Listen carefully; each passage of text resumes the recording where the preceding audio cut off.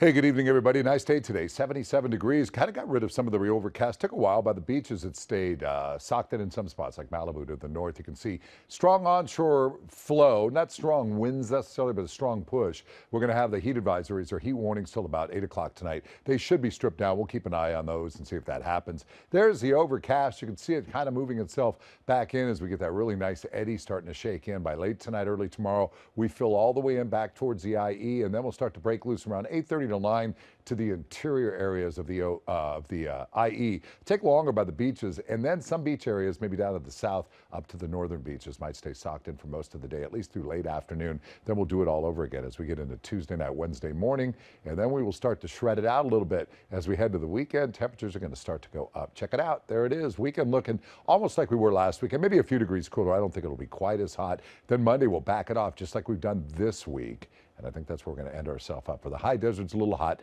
Take care of your pets. Mountains averaging 73. That'll be up in probably Big Bear, a little warmer than that in Wrightwood. We'll see you tonight at 11.